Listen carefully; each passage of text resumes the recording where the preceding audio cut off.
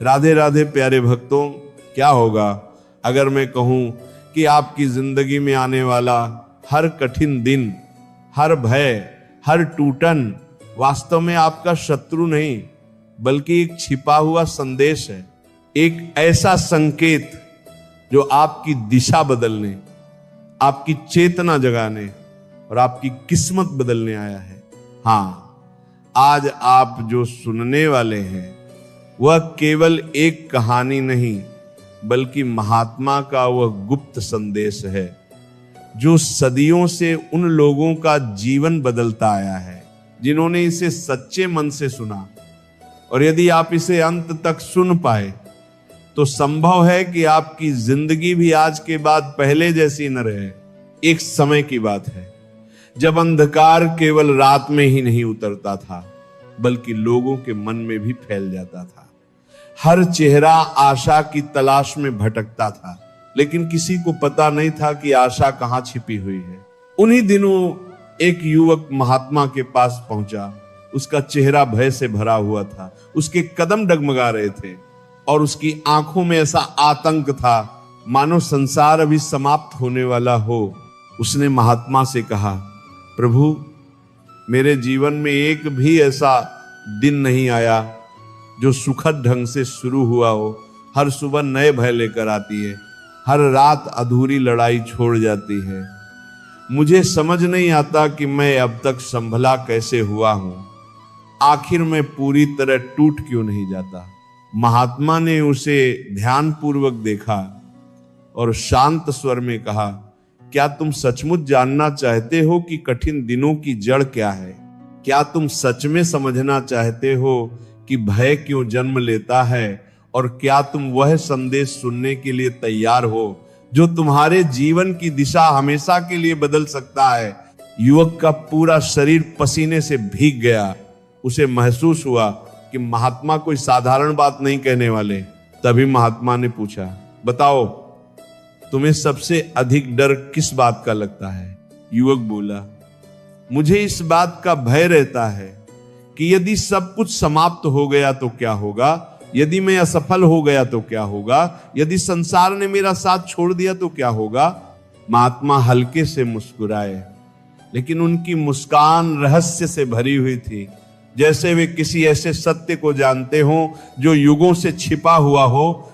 उन्होंने कहा, क्या तुमने कभी सोचा है कि तुम्हें केवल उसी चीज से डर लगता है जो अभी तक हुई ही नहीं है?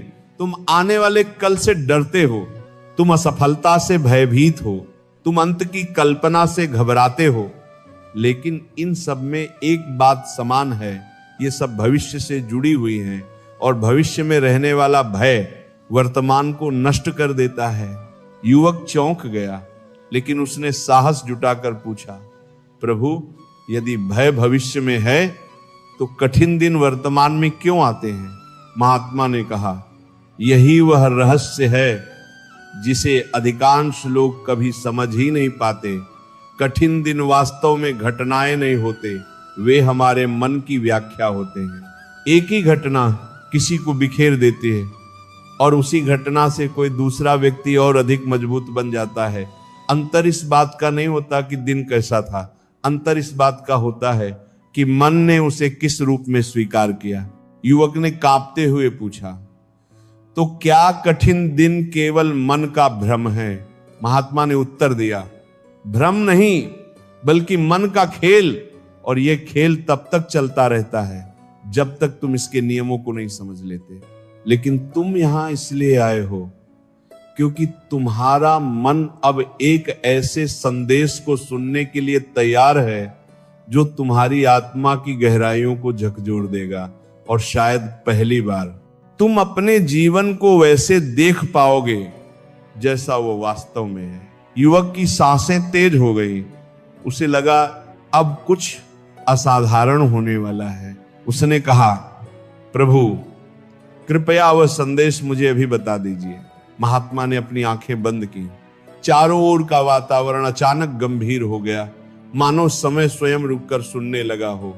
फिर उन्होंने धीमे स्वर में कहा, सुनो, चाहे कितने भी कठिन दिन आए, कभी मत डरना, क्योंकि कठिन दिन वही होते हैं जिनमें तुम्हें अपने भीतर छिपी रोशनी को पहचानने का अवसर मिलता है। यदि तुम भयभीत हो गए तो उस रोशनी तक पहुंचने से पहले ही लौट जाओगे। युवक स्तब्ध रह गया, उसकी आंखें आश्चर्य से फैल गईं। लेकिन महात्मा यही नहीं रुके। उन्होंने आगे कहा, तुम्हें लगता है कि कठिन दिन तुम्हें तोड़ रहे हैं, लेकिन सत्य यह है कि वे तुम्हारे भीतर की कमजोरियों को गिरा रहे हैं ताकि तुम अपने वास्तविक स्वरूप को पहचान सको। तुम्हें लगता है कि संसार तुम्हें छोड़ देगा, लेकिन संसार केवल उसी का साथ छोड़ता है जो स्वयं अपना साथ छोड़ देता है। इसलिए भय मत करो, क्योंकि भय वही स्थान है जहां तुम्हारी वास्तविक शक्ति सोई हुई है, और कठिन दिन वही द्वार हैं जिनसे होकर गुजरने पर तुम संसार को एक नए दृष्टिकोण से देख पाते हो। युवक को महसूस हुआ जैसे उसके सीने का बोझ हल्का होने लगा हो, लेकिन महात्मा की आंखों में अभी भी एक अनकहा रहस्य बाकी था, मानो यह संदेश तो केवल शुरुआत हो। उन्होंने युवक से कहा, यह तो पहला सत्य है, आगे जो तुम जानोगे वह तुम्हें भीतर तक बदल देगा। और तभी युवक ने महसूस किया कि उसके कठिन दिनों की वास्तविक कहानी अभी शुरू ही हुई है। युवक महात्मा के शब्दों के प्रभाव से अभी पूरी तरह बाहर भी नहीं आया था कि अचानक उसे लगा जैसे वातावरण में एक अनजाना कंपन फैल गया हो, मानो हर वृक्ष, हर पत्ता और रेत का हर कण इस बात का साक्षी हो कि महात्मा अब एक और गहरा रहस्य प्रकट करने वाले हैं। युवक ने धीमे स्वर में पूछा, प्रभु, यदि पहला सत्य यह है कि कठिन दिन हमें अपने भीतर की रोशनी पहचानने का अवसर देते हैं, तो दूसरा सत्य क्या है? महात्मा ने अपनी दृष्टि धरती पर टिकाई और कहा, दूसरा सत्य भय के जन्म स्थान से जुड़ा हुआ है, क्योंकि जब तक कोई यह नहीं समझता कि भय कहां उत्पन्न होता है, तब तक वो उससे मुक्त होने का दावा भी नहीं कर सकता। युवक की सांसें जैसे थम सी गईं। उसे लगा मानो उसके भीतर कोई पुराना द्वार चरमराकर खुलने वाला हो। महात्मा ने कहा, सुनो, भय बाहर से नहीं आता, उसका जन्म भीतर होता है, लेकिन वो इतना चतुर होता है कि तुम्हें लगता है कोई बाहरी घटना उसे पैदा कर रही है, जबकि सत्य यह है कि भय का बीज हमेशा मन में मौजूद होता है और घटनाएं केवल उस बीज को सींचने का काम करती हैं। युवक चौंक गया। उसने कहा, प्रभु, क्या आपका अर्थ यह है कि भय वास्तव में कोई सच्चाई नहीं बल्कि केवल एक बीज है?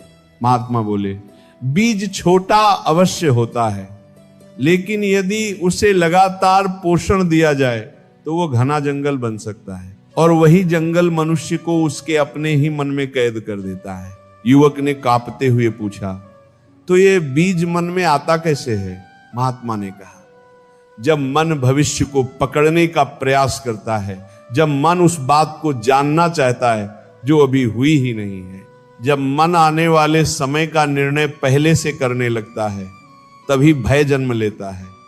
क्योंकि मन भविष्य को नियंत्रित करना चाहता है, लेकिन भविष्य कभी किसी के नियंत्रण में नहीं आता, और जो चीज नियंत्रण में नहीं आती मन उसे खतरा मान लेता है। यही भय की जड़ है। युवक के भीतर एक अजीब हलचल उठने लगी, जैसे उसकी पुरानी धारणाएं धीरे धीरे टूट रही हों।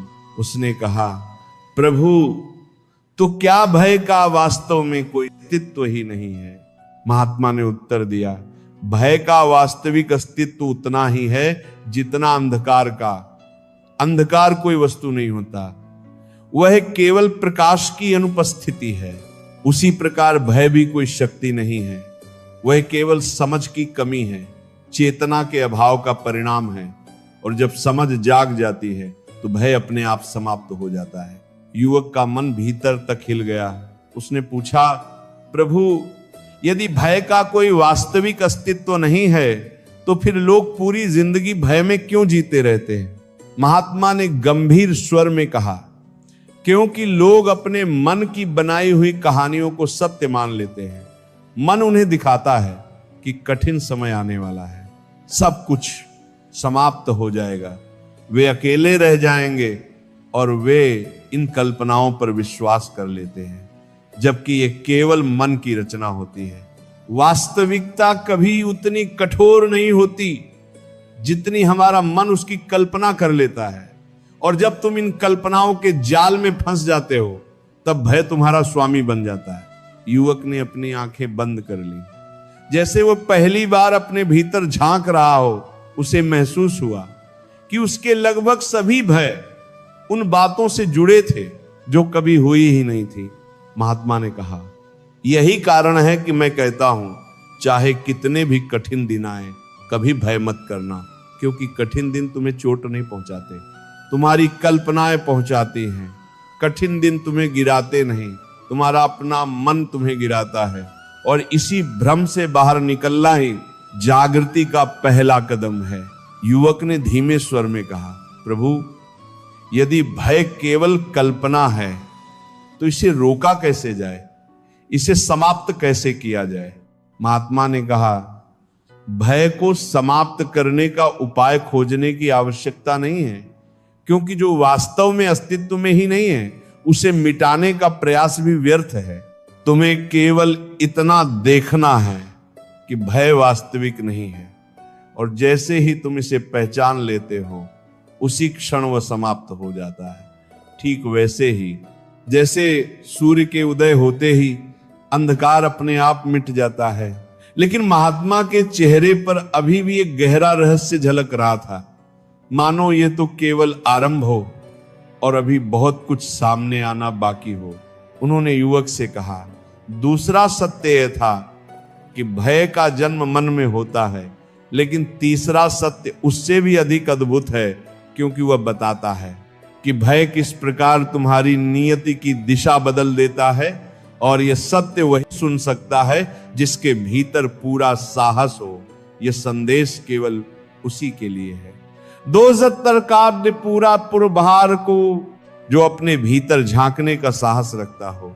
युवक की सांसें भारी हो गईं और उसे महसूस हुआ कि वह सचमुच एक ऐसी यात्रा पर निकल चुका है जहां से लौटना अब संभव नहीं।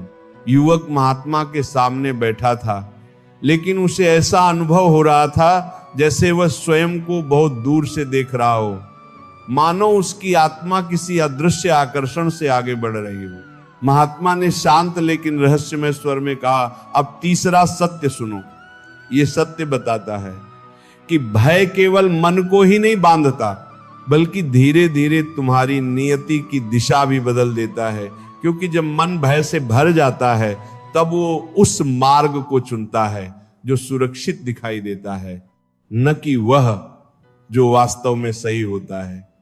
और मनुष्य की सबसे बड़ी हार यही है कि वह सुरक्षित रास्ता चुन लेता है और सही मार्ग छोड़ देता है। युवक ने कांपते हुए पूछा, प्रभु, क्या सचमुच भय हमारी नियति बदल सकता है?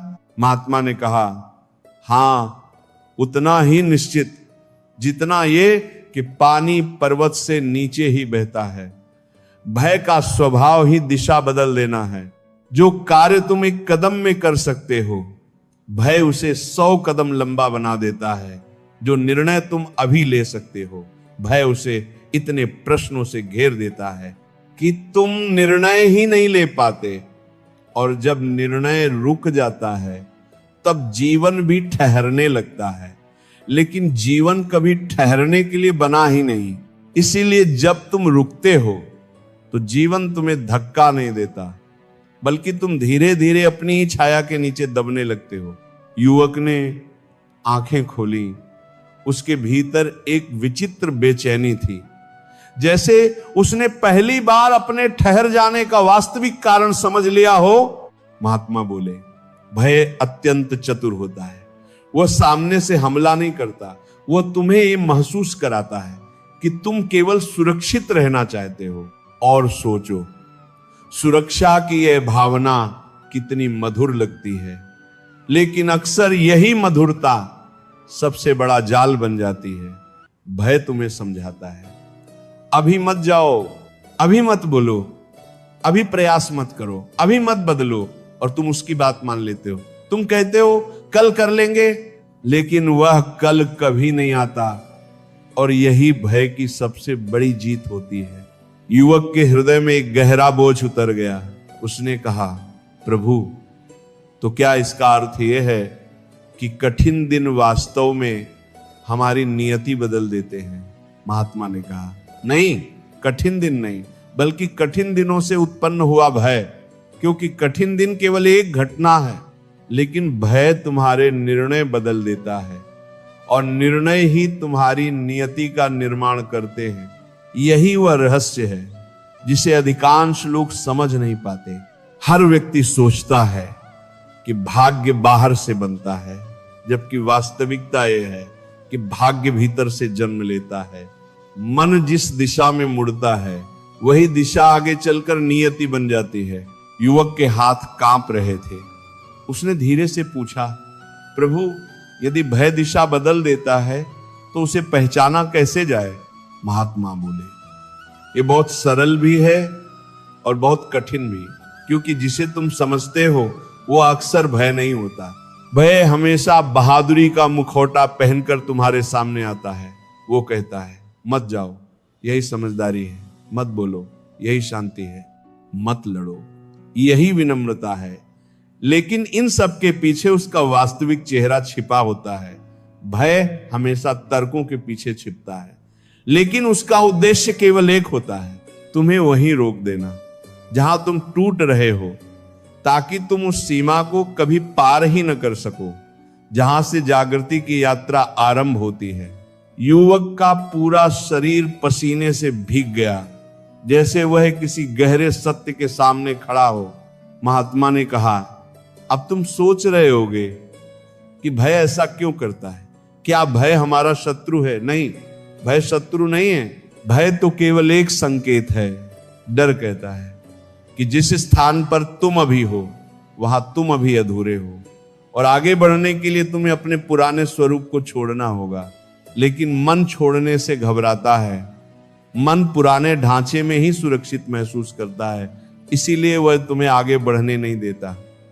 और यही कारण है कि जीवन के सबसे कठिन दिन वास्तव में सबसे पवित्र द्वार होते हैं, क्योंकि वही तुम्हें पुराने स्वरूप से बाहर निकालते हैं। युवक ने अपनी आंखें बंद कर ली।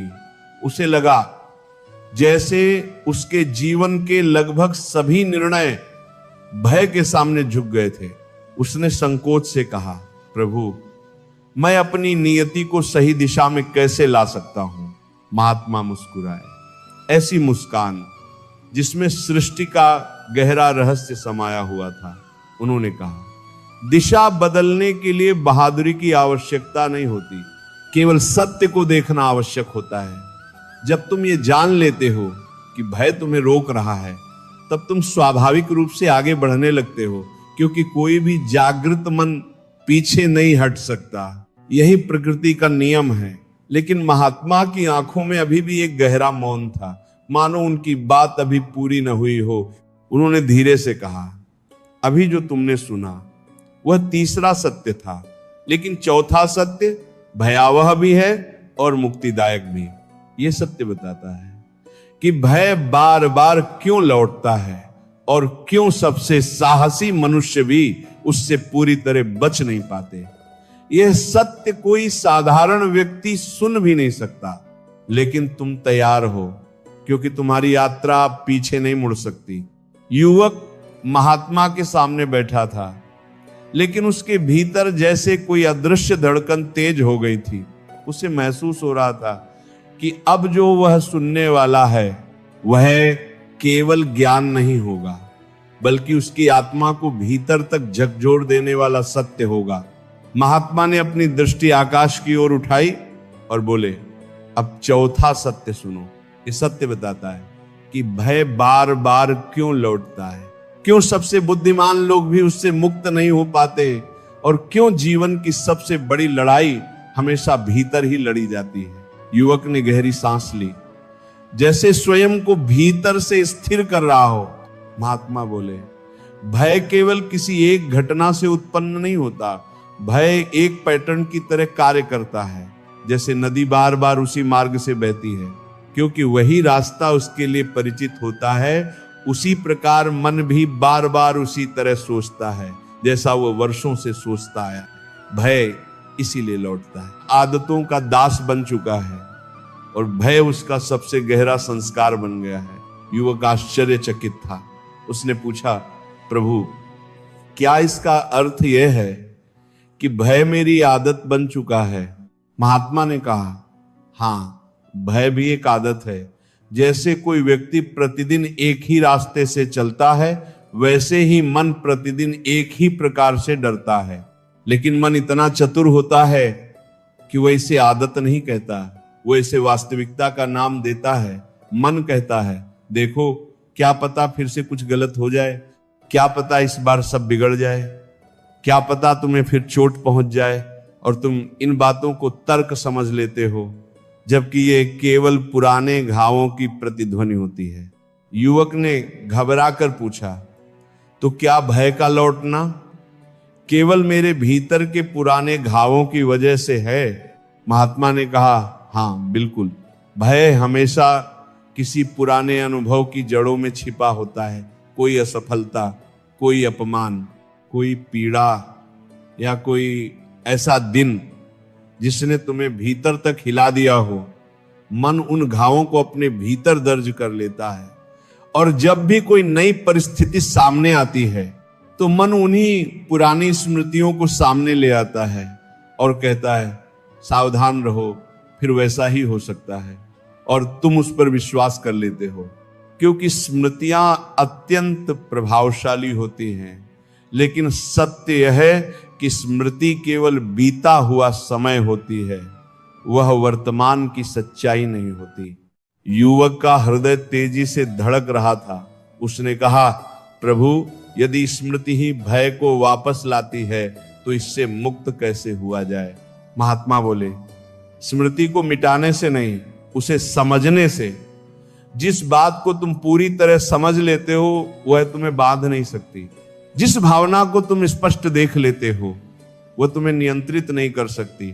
और जिस भय को तुम पहचान लेते हो वो अपने आप समाप्त होने लगता है। क्योंकि भय अंधकार की तरह है, उसे मिटाने के लिए अंधकार से लड़ना नहीं पड़ता, केवल प्रकाश जलाना पड़ता है।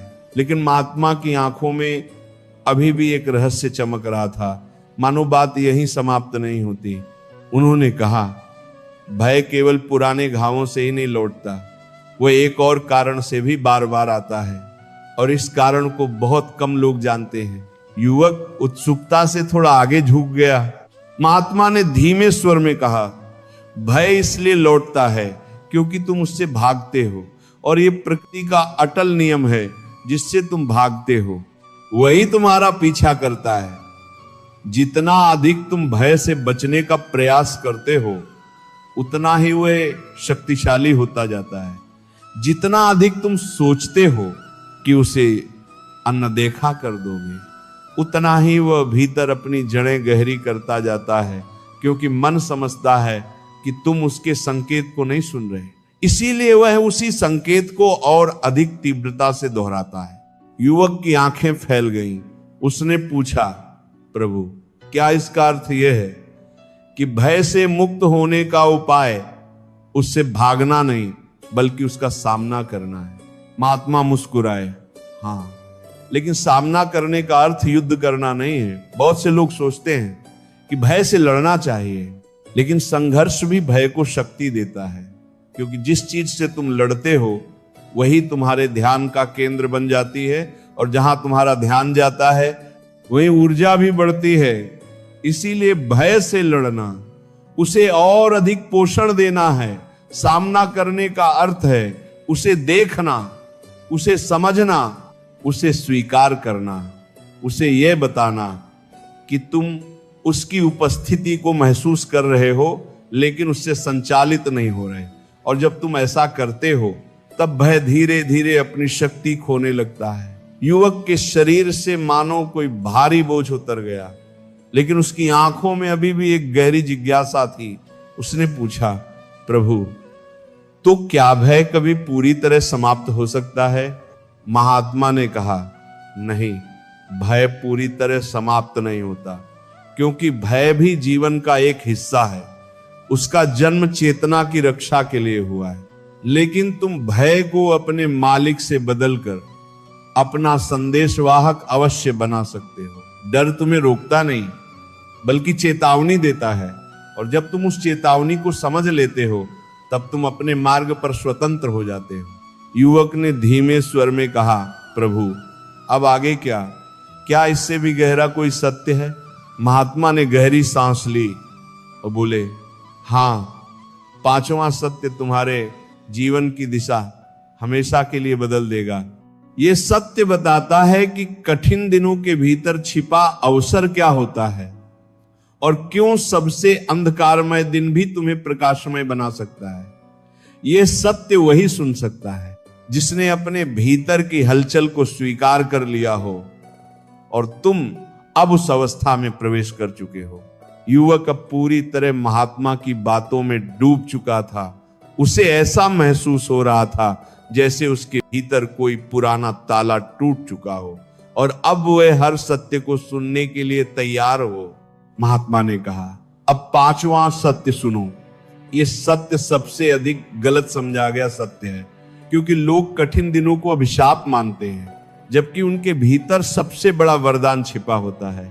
यही सत्य बताता है कि क्यों सबसे अंधकारमय दिन भी सबसे उज्जवल मार्ग की शुरुआत बन सकता है। युवक धीरे धीरे सिर हिलाते हुए बोला, प्रभु मैंने हमेशा यही सोचा था कि कठिन दिन हमसे कुछ छीन लेते हैं, वे हमारी शक्ति को तोड़ देते हैं।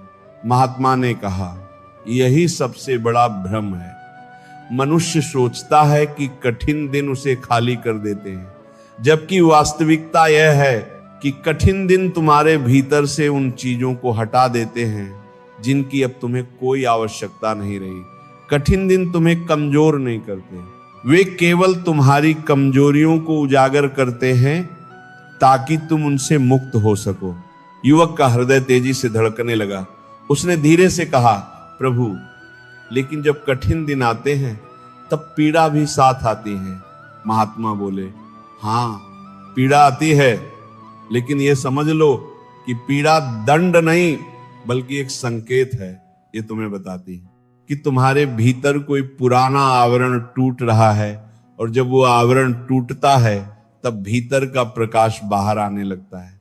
लेकिन लोग उसी टूटन को अपना अंत समझ लेते हैं, जबकि वही उनके नए आरंभ का द्वार होता है।